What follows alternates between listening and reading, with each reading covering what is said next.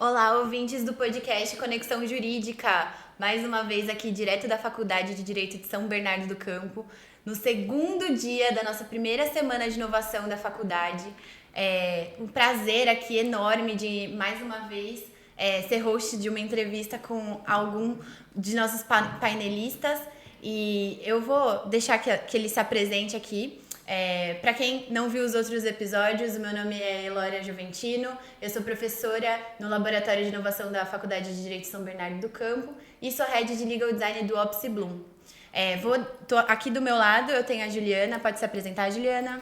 Prazer, gente, sou Juliana, eu sou quartonista da Faculdade de Direito de São Bernardo do Campo, faço parte do LAB, que é o nosso laboratório de inovação, e sou hoje estagiária no Veirano Advogados, na área de Life Sciences and Healthcare, e sou entusiasta de tecnologia e estou super entusiasmada por este podcast que a gente está hosteando. Eu tava tentando achar qual que seria o neologismo que eu usaria. Com dúvida. E a Ju hoje vai me ajudar a entrevistar, né? A gente tá aqui com um convidado super especial. Eu vou deixar que ele se apresente para vocês e ele vai mostrar pra gente um pouco da trajetória dele acadêmica e em pesquisa com inteligência artificial. Com não, né? Sobre inteligência artificial. Olá, boa noite a todos. Meu nome é Tairone Chiavone, eu sou mestre em Direito e doutorando pela USP, pela Sanfran e também doutorando pela Universidade de Coimbra. Como eu falei para vocês, não faço 2 doutorados ao mesmo tempo. Venho fazendo um projeto de dupla graduação, que eu também posso explicar um pouco para vocês. Sou advogado, sou sócio fundador de um escritório aqui de São Bernardo do Campo, que é o Marquezine Chiavone Advogados, que é um escritório boutique. Atuamos na área de tecnologia, mas também é um escritório full service, então atua também na área do direito empresarial de modo geral. E é um prazer estar aqui com vocês. Eu creio que vale a pena falar um pouco sobre a minha trajetória, como vocês pontuaram, e eu também posso trazer aqui algumas dicas de como ingressar num programa de pós-graduação, seja no mestrado, no doutorado. Algo que eu falei na minha fala hoje no painel foi a importância de você elevar suas capacidades de raciocínio, e a pesquisa acadêmica, no meu ponto de vista, é a maior delas. Então, o advogado, tinha até um professor que ele falava, o advogado bom ou o advogado ruim? O advogado bom é aquele que ganha as causas que ele tem que ganhar e ganha uma ou outra que não deveria ganhar. O advogado ruim é aquele que perde todas que ele tinha que perder e às vezes perde umas que ele tinha que ganhar. E a diferença desses dois está justamente naquele que consegue sair do simples para o complexo. E a pesquisa acadêmica, primeiro que ela é um choque de realidade. Às vezes a gente tem a impressão, principalmente quando termina a faculdade, de que a gente sabe muito. E quanto mais e aí você tem muita certeza, você faz uma pós-graduação, que aí uma pós-lato sensu, que você vai ter vários, um conhecimento não superficial, mas mais diversificado em várias disciplinas, né? Então, uma pós-graduação em processo civil, você vai ver vários temas de processo civil ali. Quando você vai para o mestrado, você vai aprofundar num tema, em um pedaço desse tema, em um problema específico. Então, ele é a especialização da especialização da especialização. Então, o problema ali não está resolvido. E para você conseguir dominar aquele problema, já vai exigir uma capacidade de raciocínio muito grande.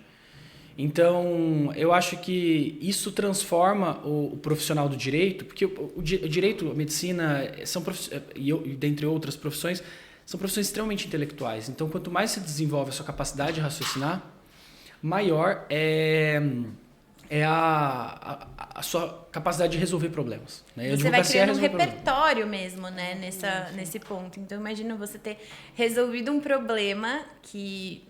me corrija se eu estiver errada, tá? Geralmente, quando os temas, né, a temática que a gente defende no mestrado, no doutorado, são temas de extrema relevância social. Então, são problemas reais do mundo. E que não estão respondidos. Que não estão respondidos e que muitas vezes as pessoas se perguntam, né? Acredito que para você ter uma tese, como de doutorado?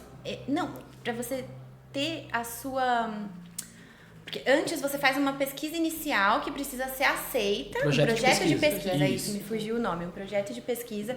Já então, envolve muito estudo, só para você envolve... conseguir produzir, porque você vai ter que identificar o problema, né? E fazer alguém se interessar por ele.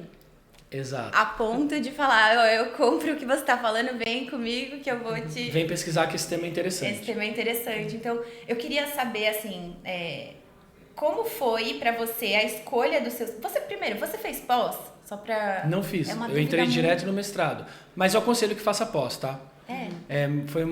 Na verdade, o caminho me levou para o mestrado antes. Mas eu indico que se faça uma lato sensu, porque a lato sensu ela vai trazer um pouco mais de expertise sobre um tema específico. Então, ali dentro, por exemplo, você faz uma pós em Direito e Tecnologia, de um modo geral. Ali você vai ver Life Science, você vai ver LGPD, Direito e IA. IA e Direito, que são duas matérias diferentes, tá? Direito e IA e Direito são duas coisas diferentes. Como assim? IA e Direito é basicamente o uso da inteligência artificial aplicado ao direito.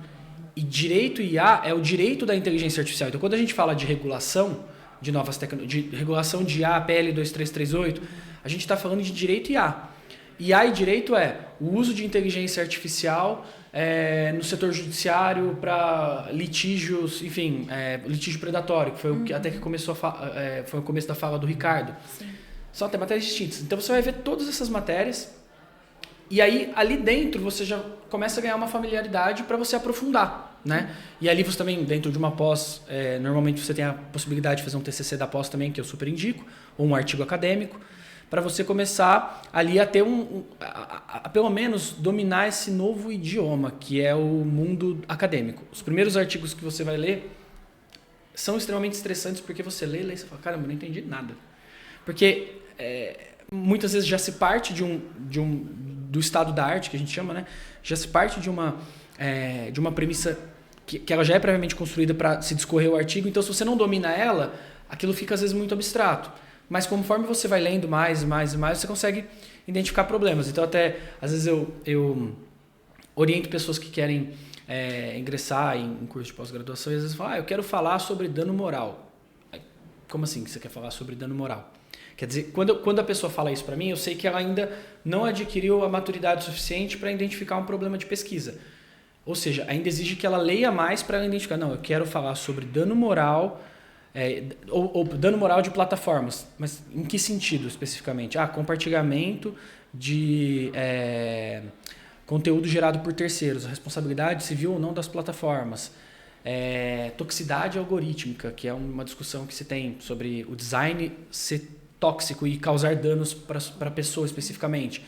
É uma discussão que já está colocada na academia. Então, conforme você vai lendo mais, você vai adquirindo esse conhecimento e aí vai fazendo mais, as peças vão se encaixando. Entendi. Então, faça uma pós. Faça. Uma pós lato sensu. Acho que vale a pena. Não faz mal nenhum. Não faz mal nenhum.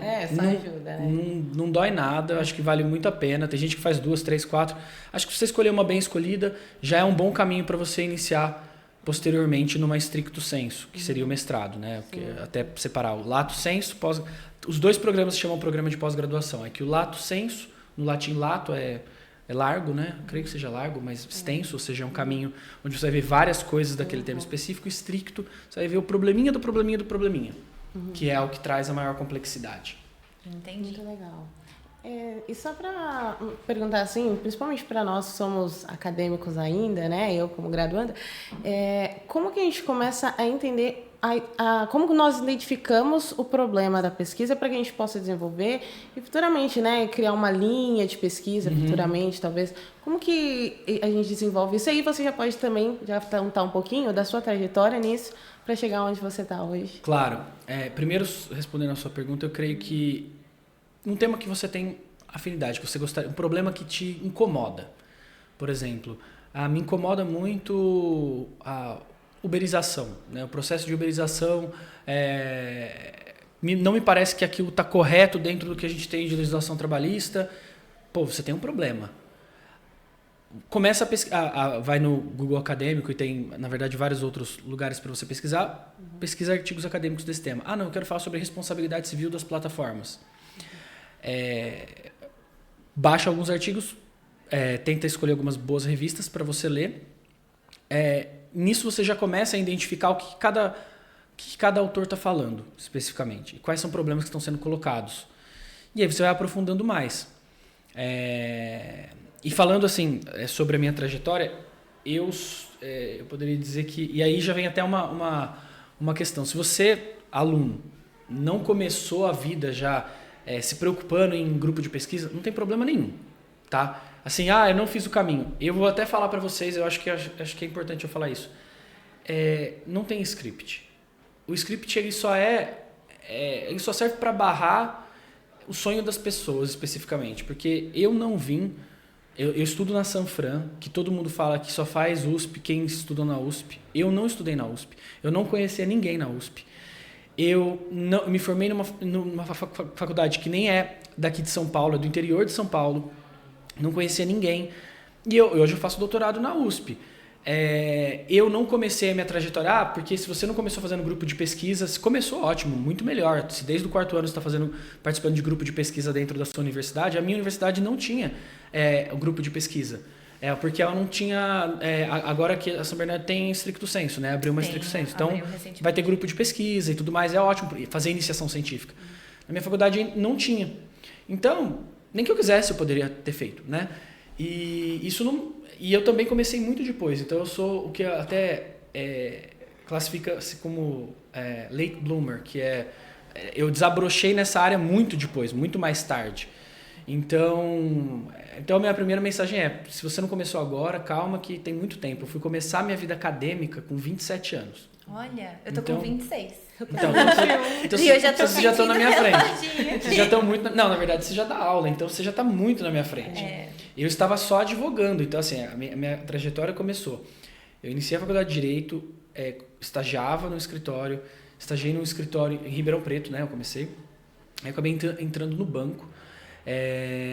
E o banco me levou para outra cidade, eu transferi de faculdade, fui fazer uma faculdade no interior, perto de Poços de Caldas, Minas Gerais. É uma faculdade bem conhecida lá no interior, que eu tenho um carinho imenso, que é a Unifeob. Tenho um super carinho pela faculdade.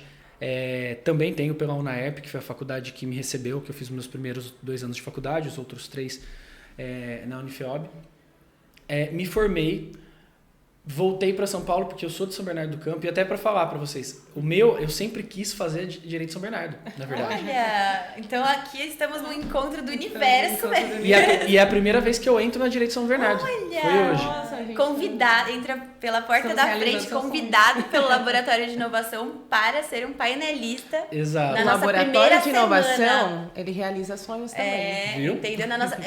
É a primeira semana da inovação jurídica aqui, então olha que legal e que importante, né?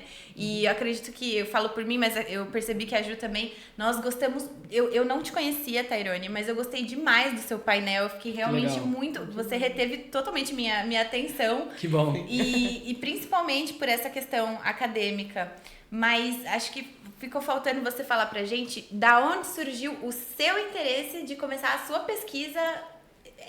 Sempre foi inteligência artificial? Não. Exato. Então, aí eu estava no banco, né? Eu saí para depois advogar para o banco, então eu de jurídico virei advogado de contencioso, e eu queria sempre migrar, porque quando você está no contencioso, muitas vezes você quer sair, quem está no contencioso quer sair, quem está no consultivo quer ir para a empresa, sempre esse dilema. E eu estava vivendo esse dilema nos meus 24 anos, eu acho, e eu queria sair de área, e eu comecei a pesquisar mestrados.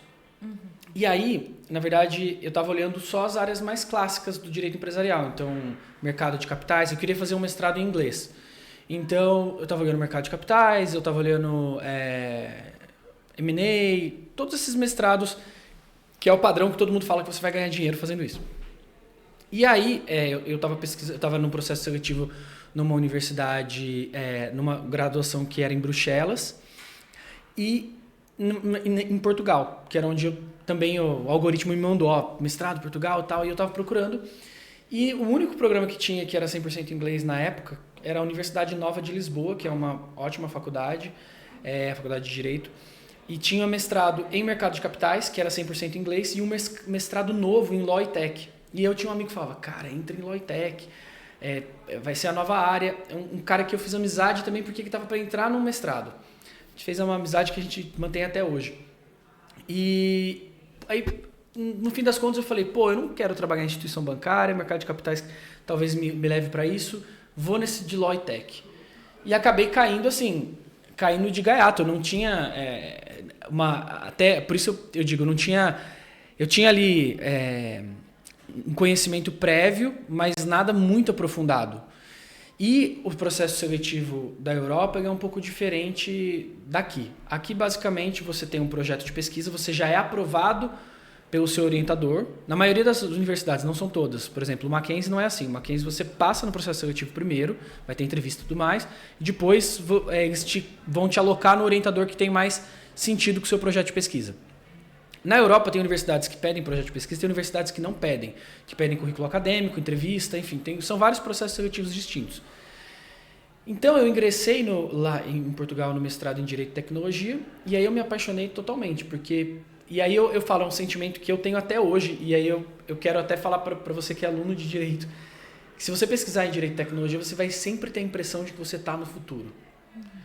Quando eu falo quando você está no futuro, é que você está vendo algo que o pessoal vai discutir. Sabe quando você ouve uma música e que aí você vai numa cidade, sei lá, em outra cidade, aí começou daqui 2 meses a tocar aquela música, você fala, nossa, mas essa música na minha cidade já tocava... Já é velha, Exato. Todo mundo já conhece. Quando você está estudando sobre Direito e Tecnologia, as pessoas vão começar a falar sobre os problemas que você está estudando daqui 2 anos.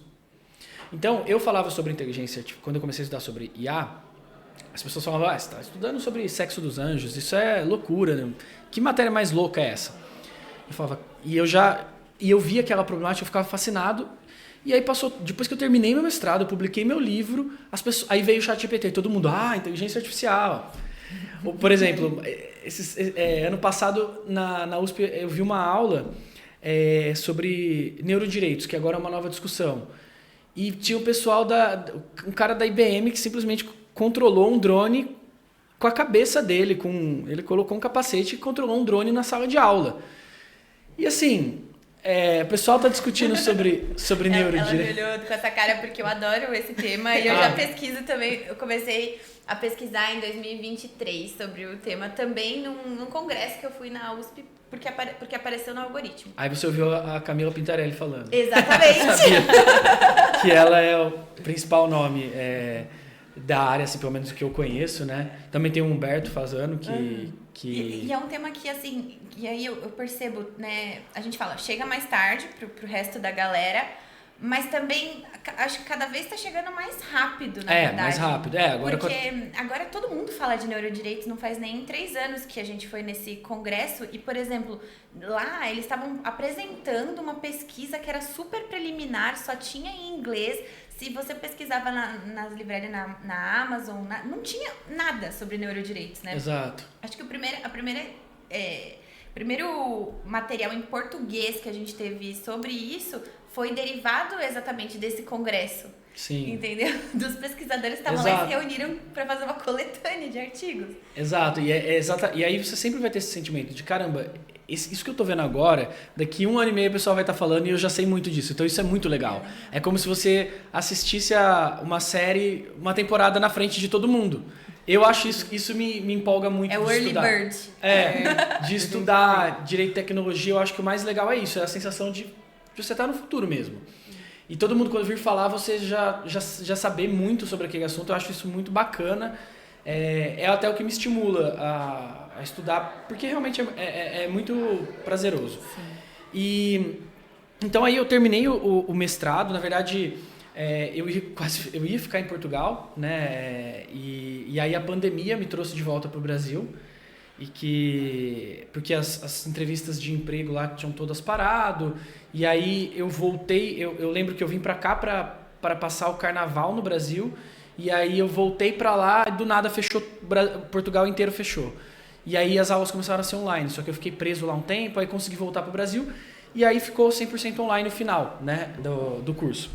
E aí depois eu fiz a minha dissertação e aí o Brasil acabou me abraçando. Então eu conheci a minha esposa, eu abri o escritório, tudo acabou dando certo para eu continuar aqui. E aí por isso eu tracei um caminho acadêmico no Brasil, na USP, e ao mesmo tempo em Coimbra, que é algo que eu também posso contar para vocês. Depois de ter terminado o mestrado, o que eu fiz, que eu indico muito para vocês que querem entrar na pós-graduação no Brasil. Existem algumas universidades que abrem edital para aluno especial. O que é aluno especial? Não é o aluno ouvinte, tá? Aluno ouvinte é você pedir para o professor para assistir a aula lá e ele deixar. Tem faculdades que até proíbem o aluno ouvinte. Tem até se não me engano, a USP até fez uma portaria que não pode ter aluno ouvinte. Aí existe o aluno especial, que basicamente o da USP, eu vou explicar. Da USP eles abrem 5 vagas, cada matéria pode abrir até 5 vagas, tá? O professor que decide. Ele abre 5 vagas num edital, que tem uma vez por semestre, para aluno especial. Então você olha as disciplinas ali, aí você vai olhar, gosto desse professor, isso aqui, o tema que ele pesquisa, o tema que eu quero escrever, vou aplicar ali. É só análise de currículo, não sei se tem entrevista, pelo menos não creio que tenha, tá? Seleciona. Você vai ingressar, você vai ter número USP, você vai ser um aluno não regular, você não é considerado aluno regular, infelizmente você não vai poder comer no bandejão, porque você não vai ter a carteirinha, mas você tem o número USP. E aí, você vai participar da aula, você vai ser avaliado, você pode ser reprovado na matéria, tudo igualzinho, e você pode utilizar durante 2 anos essa matéria como abatimento de crédito se você entrar no programa de pós-graduação. Eu, por exemplo, entrei no doutorado sem precisar fazer matéria, porque eu tinha você pode fazer 2 matérias como aluno especial. E no doutorado, no mestrado, você faz, salvo engano, 4 matérias. No mestrado são só 2. E como eu já tinha feito as 2 como especial, eu já pedi o batimento dos créditos. Então eu já entrei direto na tese, sabe?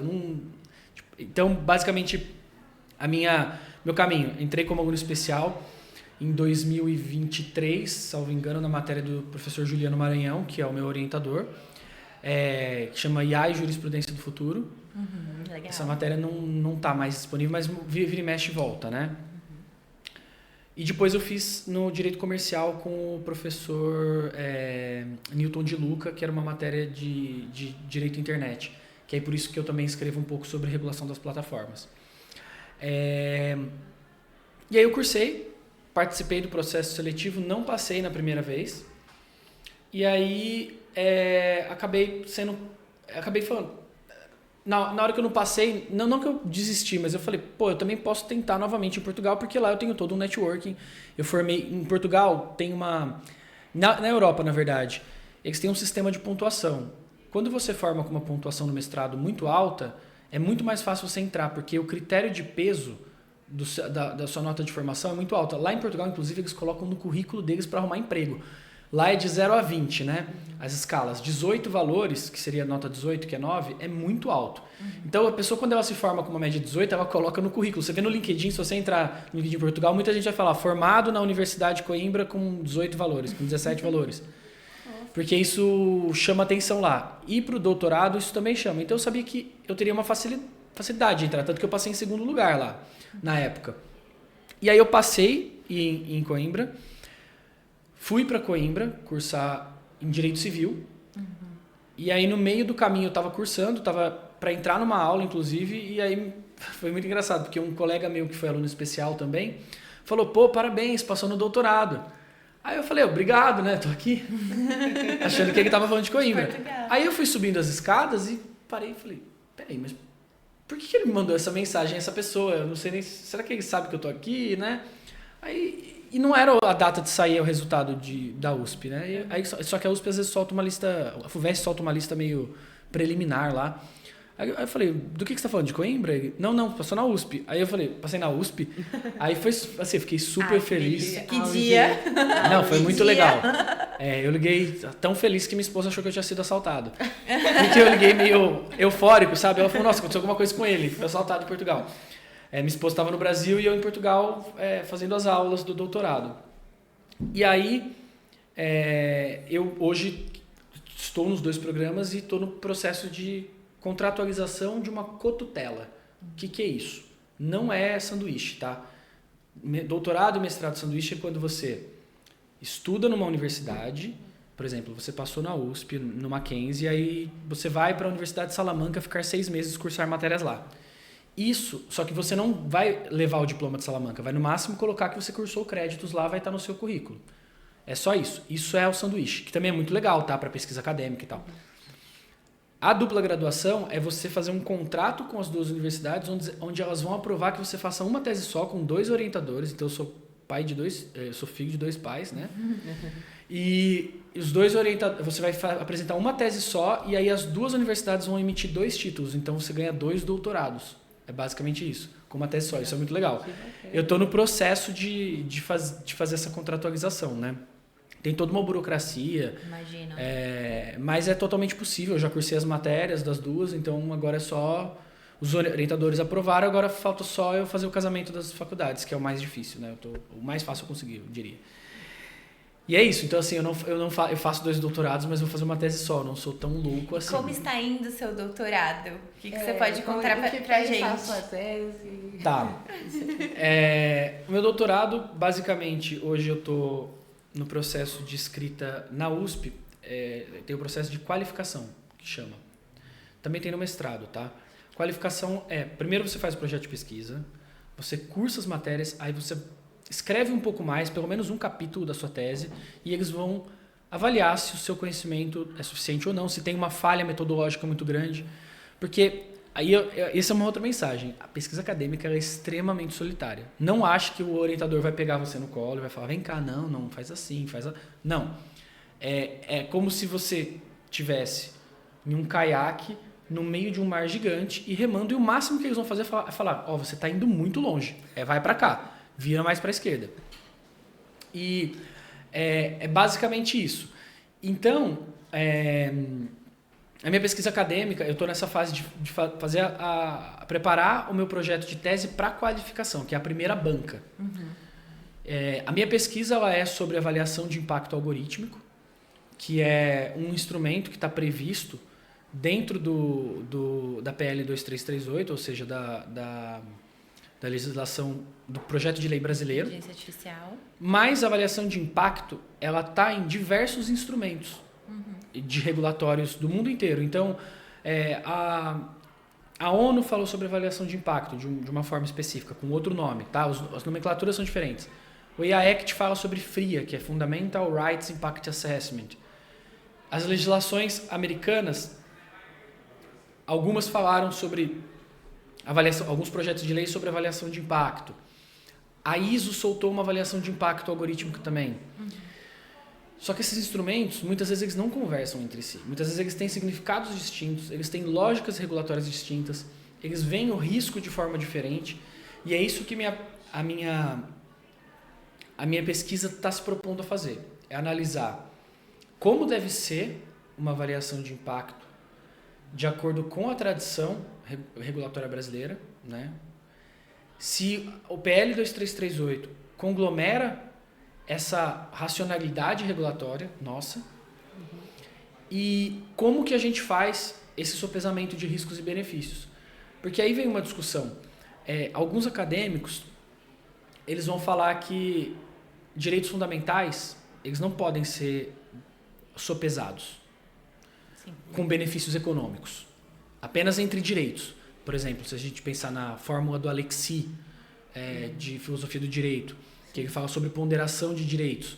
Ele vai falar sobre... Ele tem um cálculo, uma fórmula muito específica de determinado direito.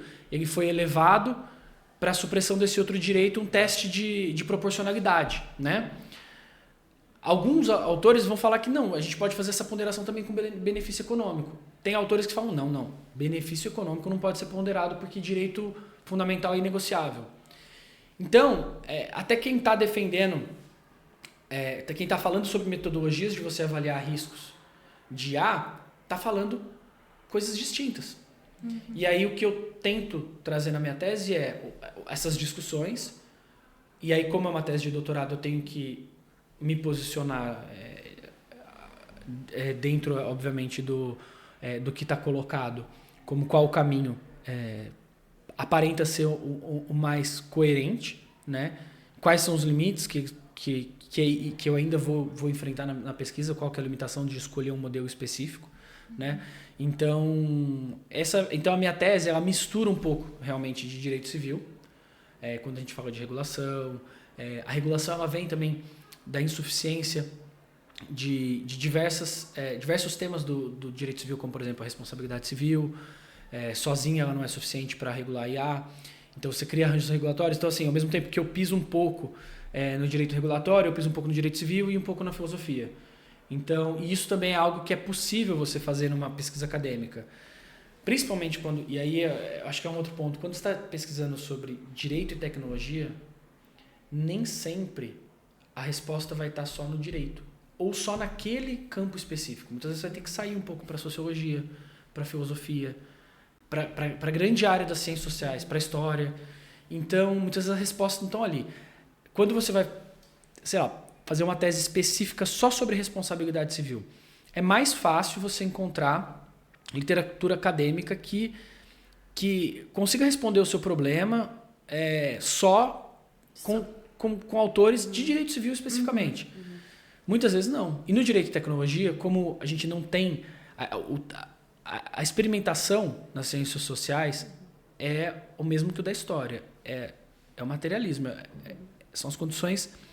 A história é o nosso ambiente de testagem. Nas ciências humanas, a gente não tem ambiente de testagem igual na medicina, que você testa o medicamento X, o medicamento Y, o placebo, e vê qual funciona mais.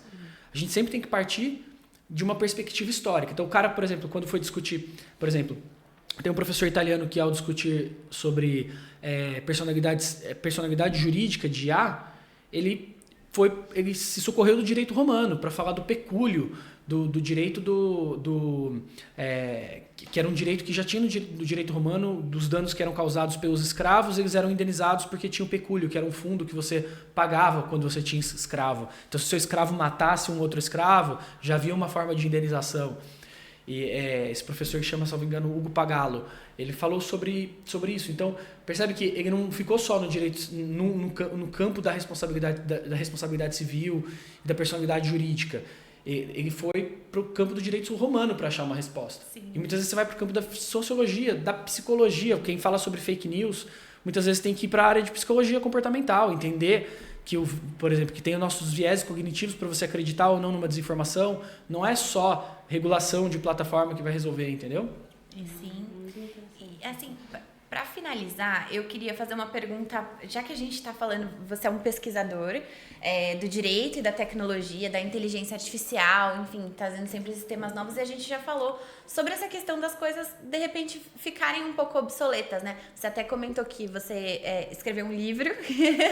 Pode contar um pouco pra gente essa experiência do livro e tudo mais, do pós-fácil, né?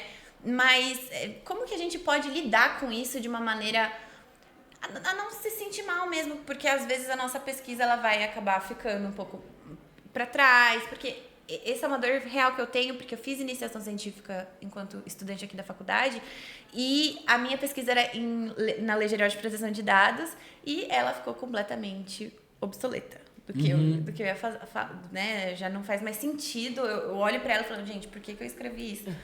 E eu queria saber, queria que você contasse para o pessoal, né, essa questão do livro e como lidar com isso. Você tem alguma ideia, algum conselho para a gente? Nós vamos começar a pesquisar sobre isso também? Olha, assim, a questão do livro foi engraçado porque eu estava escrevendo... O meu livro, ele parte de uma perspectiva totalmente sociológica. Meu livro chama Sociedade de Risco Digital, o princípio da precaução na regulação da inteligência artificial. A sociedade de risco ela foi escrita pelo professor Ulrich Beck, que é um professor alemão, que tentou demonstrar que a modernidade, o processo de modernização da sociedade, criou novas formas de riscos que o próprio processo de modernização não estava preparado, as instituições não foram preparadas para enfrentar aqueles riscos. E eu parti daquele paradigma sociológico dele para mostrar que havia não uma nova sociedade de risco, mas que havia um novo, usando até o termo dele, um novo vulcão civilizatório. Havia ali um novo vetor de risco, que era o risco digital, que era o da inteligência artificial. E aí por isso eu falava sobre que o princípio da precaução deveria ser um norte para a regulação da IA, que é um princípio que é utilizado no direito ambiental, que serve para regular incertezas, não só riscos, né? O risco é regulado pelo princípio da prevenção. A incerteza é o risco do risco, é o risco quando ele não consegue ser calculado. Esse é o princípio da precaução, que também está expresso, está na PL 2338, e na época, quando eu escrevi o livro, posteriormente saiu o ChatGPT. Meses depois da minha defesa e tal, eu estava a publicar o livro e falei, cara, mas agora eu preciso falar de IA generativa, porque eu falei só de machine learning, não tinha abordado IA com linguagem natural. E aí foi muito engraçado porque o professor Ulrich Beck, quando ele escreve o livro dele, um pouco antes dele publicar, olha que coisa, um pouco antes dele publicar o livro dele, teve o desastre de Chernobyl. E ele estava justamente falando de riscos como esse, que eram transfronteiriços, que a sociedade, que o mundo, que é um termo que ele utiliza, que o mundo estava sendo um laboratório em que ninguém se responsabilizava, que é um conceito dele de irresponsabilidade organizada, que ele chama. E olha que engraçado, e ele teve que parar a produção para falar, vou ter que falar de Chernobyl, né? E aconteceu uma coisa muito parecida, eu achei até bem engraçado, né? E aí eu tive que escrever um pós-fácil sobre isso. E assim, eu acho que como pesquisador de direito e tecnologia, o que eu acho que vocês precisam é ter assim um pouco de compreensão de filosofia e sociologia, porque esses problemas que estão sendo colocados pra gente, eles não estão sendo respondidos primariamente pelo direito. Então, se você tiver uma boa base de filosofia e sociologia, se acontecer da sua pesquisa, uma parte dela ficar obsoleta, você ainda consegue voltar um pouquinho para trás e partindo daquele, de repente, aquele paradigma sociológico, você consegue arrumar essa rota. Então, eu acho que esse que é o caminho. Eu acho que todo mundo que pesquisa direito e tecnologia tem que saber de sociologia e de filosofia para você conseguir conceber os fenômenos sociais que acontecem. Então, para você analisar um risco, você precisa entender, você tem que ter a compreensão de como ele acontece. Porque o jurista, ele vem o sociólogo, ele aponta a problemática social que ali é posta. O direito vem para tentar responder, regular de alguma forma isso. Só que se você não consegue entender isso, o que foi colocado, dificilmente você vai conseguir propor algo. Por exemplo, na pesquisa jurídica tem várias formas. Você pode propor a existência de um novo direito, analisar se aquele direito ele merece ser reinterpretado porque ele ficou obsoleto. Questões, por exemplo, de direito autoral, as pessoas estão rediscutindo o que é reprodução, o que não é agora com inteligência artificial. O conceito de reprodução mudou, né? Então, responsabilidade civil, tá todo mundo assim, mas e agora? As plataformas sempre, por exemplo, gozaram de uma isenção, né, de responsabilidade. O Marco Civil da Internet foi feito, artigo 19, para proteger as plataformas porque a gente tinha uma ideia de internet livre. Só que a gente vivia, o Face, por exemplo, ele tinha um feed cronológico. Ou seja, se eu postava algo, aparecer para você. Ela postasse sequência, aparecer para você também. Agora, se eu posto algo de política que você não gosta, pode não aparecer para você. Se ela posta algo que tem a sua opinião, posta algo sobre um time de futebol que você gosta, sobre uma série que você gosta, vai aparecer mais. Eles passaram a fazer curadoria de conteúdo. Então, essa isenção ainda faz sentido? Foi o que o STF decidiu quando ele fez aquela interpretação conforme do Marco Civil da Internet e criou hipóteses onde, não, peraí, aqui você vai ter que ter dever de cuidado, aqui não é isenção, a internet não é terra de ninguém. E você percebe que o Marco Civil da Internet foi feito em 2014 e ele era extremamente à vanguarda. E ele foi feito para aquela internet. A internet que a gente tem hoje é outra. E a internet que a gente vai ter amanhã, eu estava até falando isso. Você olha o TikTok hoje, o TikTok ele é uma plataforma de uma plataforma da plataforma, porque aí você compra, você vende, você faz conteúdo, você acha tudo ali, né? Então assim, daqui a pouco eu vou fazer supermercado no TikTok. Não duvido. Então assim, então você tem que entender o fenômeno social, como que ele está sendo colocado, né? Até tem um autor muito interessante, um livro que eu estou lendo, o professor Yannis, ele fala sobre tecnofeudalismo. Eu acho muito em voga esse tema, né? Eu tô para ler algo sobre isso, acho que é uma boa. Eu acho muito interessante. Ele trabalhou muito bem os conceitos de renda e de mercado do feudalismo e observou que a plataformização, ela criou como se fosse um novo feudo. E a forma de você produzir renda... Então, assim, a ideia de propriedade privada que vem com o desenvolvimento do capitalismo, né? Ele começa a mostrar, mas, por exemplo, um podcast. Teve um podcaster que falou uma besteira de nazismo, teve que ser cortado do podcast, certo? Fez uma apologia ao nazismo. A plataforma poderia tirar ele só por livre e espontânea vontade. Então, ele não tem propriedade privada do meio de produção dele ali dentro, né? Não existe esse direito ali dentro. Então, é como se fosse é muito parecido com o feudo, onde se você era... você estava atrelado, a propriedade era do senhor feudal, e você está ali produzindo a sua atividade. Aquelas regras do senhor feudal. E se ele quiser, e hoje você é o ferreiro do senhor feudal e amanhã a prima dele casou com um ferreiro de outro feudo e trouxe para cá, e você vai embora e vai embora, né? Porque é assim, porque ele manda, né? Então, ele traz muito isso no livro. Eu acho muito interessante. É um paradigma sociológico, que a partir disso você pode falar de uma pesquisa sobre regulação de plataformas, sobre o processo de uberização no direito do trabalho, enfim. E aí, esse é só um caminho, né? Então... Eu gostaria de saber, já que a gente já está caminhando para o final, né? Mas eu gostaria de saber o que você recomenda para um acadêmico de direito, para um profissional que tem esse desejo de desenvolver uma pesquisa acadêmica que seja relevante, principalmente nessa área do direito e tecnologia. Qual característica, qual habilidade você acha que foi o diferencial para você na sua trajetória e que você recomendaria que nós desenvolvêssemos ao longo do tempo também, para que a gente possa ser protagonista também dessa nossa trajetória na área acadêmica? Pergunta. Olha, eu acho que a primeira, eu vou falar algo que é até bem... Eu acho que o primeiro é você ter amor próprio. Acho que eu não estava Eu nunca ouvi isso.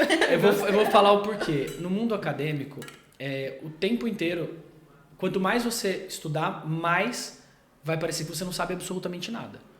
E aí vem uma síndrome de impostor muito grande. Eu, no mestrado, eu precisei até... eu fiz terapia porque eu não conseguia sentar e escrever, porque eu me achava burro. Eu achava que eu não teria capacidade para fazer aquilo, eu me achava um impostor.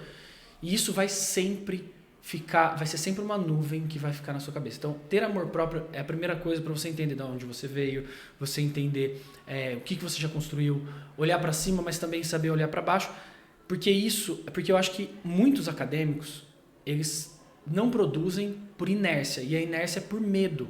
Ansiedade disfuncional, de olhar e falar assim, eu não vou conseguir escrever, deixa para amanhã, deixa eu arrumar meu quarto aqui, deixa eu fazer outra coisa. Então, é algo totalmente inesperado, mas amor próprio eu acho que é o primeiro, para você tirar essa sensação de que você não sabe nada. Sim.